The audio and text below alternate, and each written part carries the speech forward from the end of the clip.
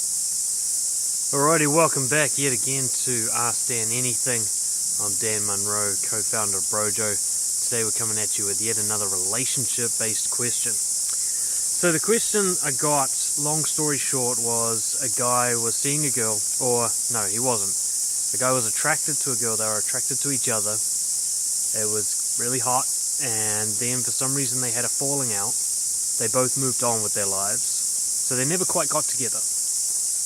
This guy then went and got himself into a relationship with someone else, and then the first person's come back into his life and they both have feelings for each other again. He's asking, what do I do? Basically, do I stay with what I've got? Do I move on with that hot option from earlier on? Something along those lines. I've got a lot to say about this, so I'll try and keep it brief because this is what I think of as a superficial symptom of a much deeper problem. Okay, what's going on here is just a consequence of deeper belief issues. First and foremost, the fact that you're even unsure because this old person's come back in, tells me that you got into the current relationship you're in with some sort of lack of certainty, some lack of conviction. Don't get into a relationship just because you're single. Get into a relationship because it's so much better than any other option you've got available at the time. If I was hung up on somebody, I probably wouldn't get into a relationship with somebody else. Because it's kind of, okay, how do I explain this? I've got this concept called hell yes versus hell no. I got it from Rich Litvin, Mark Manson talks about it. Either go all in or don't go in at all. Don't do something half-assed, don't do something maybe. The reason I bring this up is I think if you're even tempted to leave your relationship, then you're never really in it.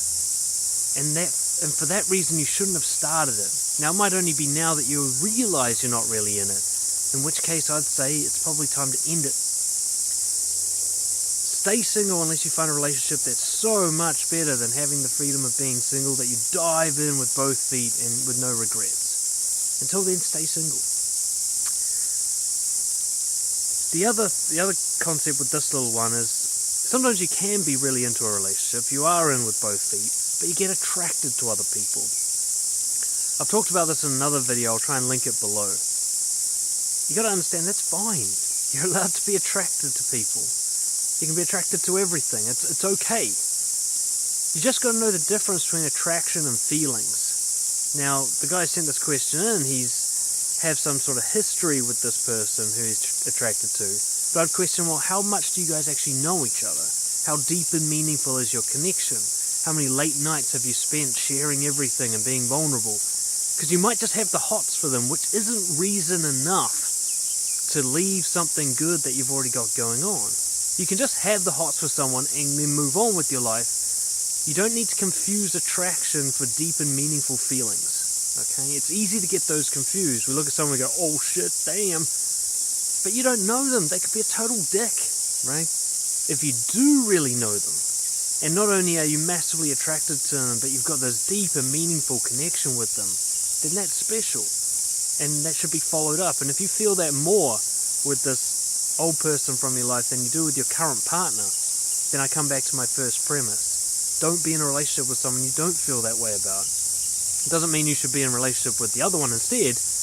It just means your current relationship obviously isn't all it could be. One thing, when it comes to you making this decision, I recommend a clean break. If you're going to leave the person you're with to go to the older person, do it cleanly. End the relationship before you start anything with the other person. One of the things I've seen a lot is people who start relationships on cheating. So there's an unclean break. They basically leave someone by cheating on someone else until they basically make the transition to the new person. The problem with this, one of the many problems with this, is that the person you're now with, the new person, knows that you're a cheater. Maybe they're a cheater too. The distrust that the relationship starts on, knowing that, hey, if he wants someone else, he'll do it before he tells me about it. He'll cheat on me. He's done it before, I know that because I'm in a relationship because he did that. You don't want to start with that kind of information if you want a real long and meaningful relationship. Okay? So if you do want to end with person B and go back to person A, do so cleanly. Make no move with person A until person B is done and dusted. Don't do this kind of handing the baton thing where there's a transition where you're with both. That's just my personal opinion. It's not a moral call, it's a practical one. If you get into a relationship on the basis of cheating, you're going to find it hard to trust each other and more cheating is likely to occur. Lastly, I want to make more of a philosophical point about this. I see people all over the world so hung up of what could have been. These missed opportunities as they see them, these things that were almost something but not quite. And they hang on to these things, they cling to them, quite often actively trying to reignite it and get it back. I've found, and I used to do this a lot, and I've found a switch that made things so much more helpful, which is to be a comet in the sky. So you imagine this big crystallized rocks hurling through space, and as it does, burning through atmospheres, bits of it trail off behind, and you get that comet trail. So you got the big comet, and then you got the tail that follows it.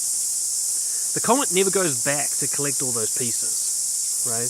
It just blasts forward on its mission to the end. It doesn't sort of look back and go, oh, I lost a big chunk there. Maybe that was a good chunk. I should probably go get it back. It doesn't do that. And I think that's a really great analogy for a confident way of living. You try for an opportunity, it doesn't work out. Oh, it's behind you now. Next. That one doesn't work out. Oh, well, good to know. Had a good time and then it ended, so be it.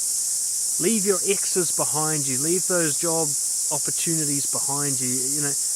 Leave the thing you could have done or the travel that could have been behind you and move on to the next thing.